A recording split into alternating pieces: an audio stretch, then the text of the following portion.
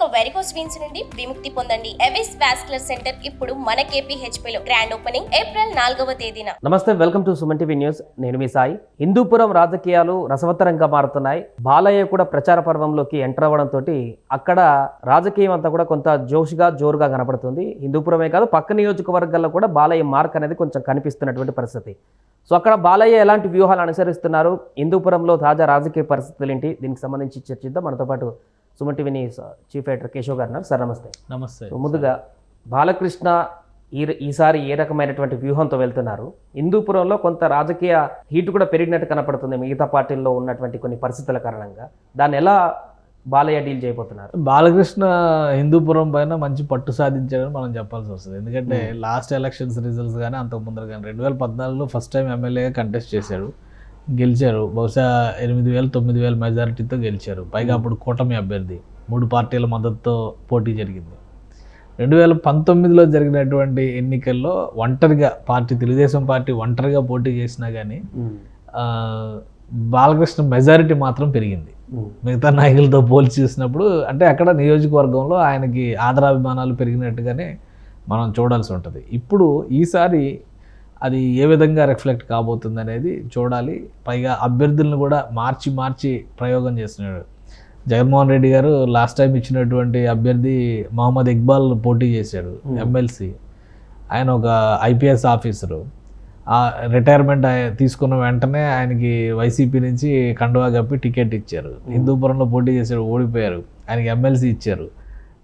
అది కూడా 2 years లాటరీలో ఏదో 2 years వచ్చినట్టుంది. మళ్ళీ తర్వాత 2021లో మళ్ళీ ఇంకోసారి ఆయనకి ఎమ్మెల్సీ ఇచ్చారు. ఇప్పుడు అలాంటి వ్యక్తి ఆయన రిజైన్ చేసి వెళ్ళిపోయారు. ఎందుకంటే బాలకృష్ణ మీద పోటీ చేయడానికి ఆయన ఆసక్తిగా ఉన్నప్పటికీ కూడా పార్టీ అభ్యర్థిని మార్చింది. మహిళా నేతకి తిప్పేగౌడ దీపికకి టికెట్ కేటాయించారు. కాబట్టి ఈసారి పోటీ ఎలా ఉంటుంది? మహిళలని తీసుకొచ్చి పెట్టడం వలన ఒకవేళ ఓటు బ్యాంక్ ఏమైనా పుంజుకునే అవకాశం ఉంటుందా చూడాలి.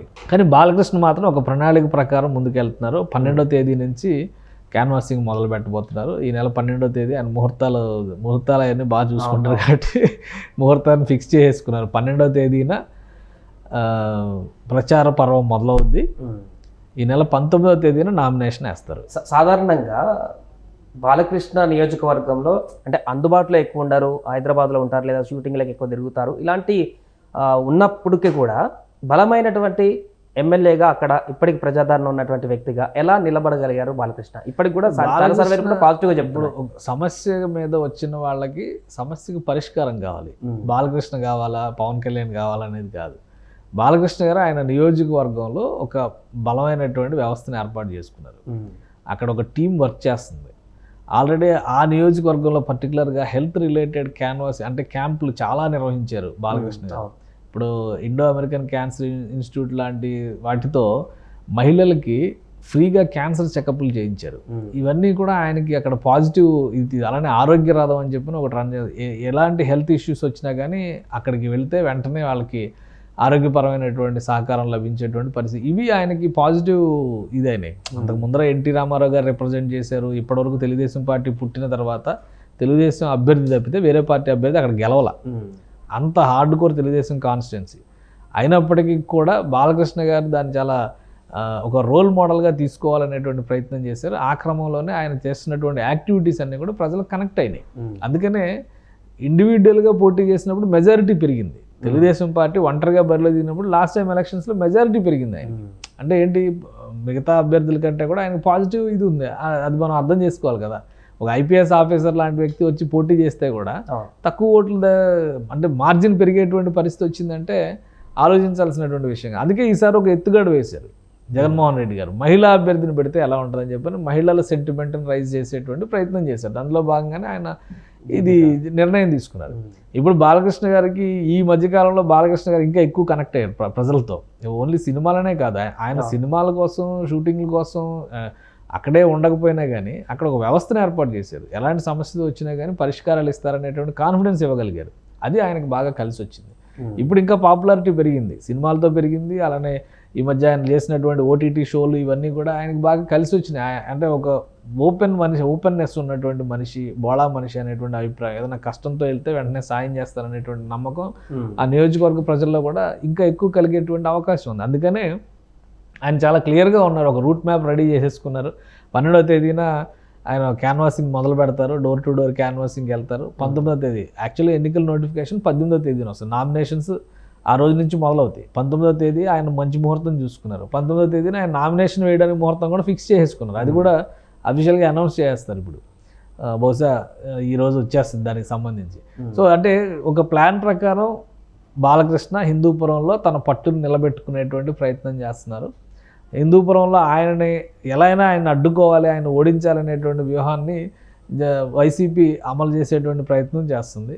కాకపోతే ఇప్పుడు అన్ఎక్స్పెక్టెడ్గా మహమ్మద్ ఇక్బాల్ లాంటి నాయకుడు, ఎమ్మెల్సీగా అక్కడ ప్రభావం ఉన్నటువంటి నాయకుడు, ఆయన రిజైన్ చేసి రావడం అనేది వైసీపీకి అక్కడ కొంత ఎదురు దెబ్బ అనే అనుకోవాల్సి ఉంటుంది. ఇప్పుడు టీడీపీలో చేరేటువంటి అవకాశం ఉంది ఆయన, ఎందుకంటే బాలకృష్ణతో కూడా కొంచెం టచ్లో ఉన్నారనేటువంటి వార్తలు వస్తాయి. బాలకృష్ణతో టచ్లో ఉన్నారు, లోకేష్ గారితో టచ్లో ఉన్నారు, చంద్రబాబు నాయుడుతో టచ్లో ఉన్నారు. ఇవన్నీ కూడా కామన్గా వస్తున్నటువంటి ఫీలర్స్. బట్ పార్టీ మారేటువంటి అవకాశాలు అయితే ఎక్కువగా కనిపిస్తున్నాయి. అంతకుముందర ఇంకోటి ఏంటంటే మహమ్మద్ ఇక్బాల్ అనేటువంటి ఆఫీసరు చంద్రబాబు నాయుడు సీఎంగా ఉన్నప్పుడు 2003-2004లో చీఫ్ సెక్యూరిటీ ఆఫీసర్గా పనిచేశాడు.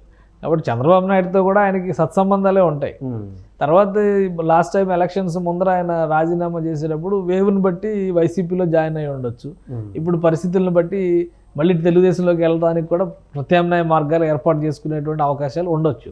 సో ఇవి ఈక్వేషన్స్ ప్రకారం చూసుకుంటే కనుక హిందూపురం రాజకీయాల్లో ఇప్పుడు పరిపూర్ణానంద స్వామి అని ఒక ఆయన బయలుదేరారు, ప్రచారం కూడా చేసినట్టున్నాడు. ఆయన అసెంబ్లీకి పార్లమెంట్కి నామినేషన్స్ వేస్తారంట, అలాగే రాష్ట్ర వ్యాప్తంగా కూడా నామినేషన్స్ వేయిస్తారంట. అందరితో అసంతృప్తవాదులు అందరూ 30 మంది నాతో టచ్లో ఉన్నారు, ఆ కుటుంబంలో వాళ్ళకే టికెట్లు ఇవ్వడం ఏంటి అనేటువంటి ఒక ప్రశ్న ఏదో రైజ్ చేశారు ఆయనకి ఎవరు ఓటేస్తారో మరి ఆయన వెనక ఎవరు వెళ్తారో మనకు తెలియదు.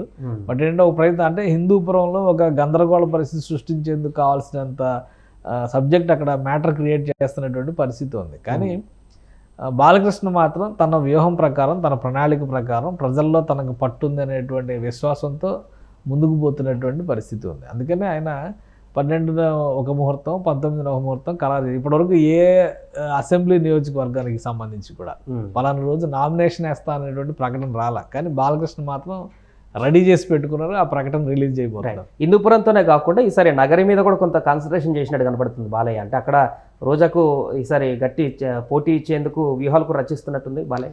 అంటే బాలకృష్ణ ఒక లీడర్గా ఎదిగేటువంటి క్రమంలో ఆయన ప్రస్తుతానికి ఎమ్మెల్యే అనే అంతవరకు తన పాత్ర వరకే పరిమితమై ఉన్నటువంటి పరిస్థితి ఉంది. ఇప్పుడు ఏంటంటే ఎట్టి పరిస్థితుల్లో తెలుగుదేశం పార్టీ అధికారంలోకి రావాలనుకున్నప్పుడు తెలుగుదేశం పార్టీ తరఫున ఒక స్టార్ క్యాంపెయినర్గా బాలకృష్ణ ఏ నియోజకవర్గంలో అయినా కానీ ప్రచారం చేయొచ్చు.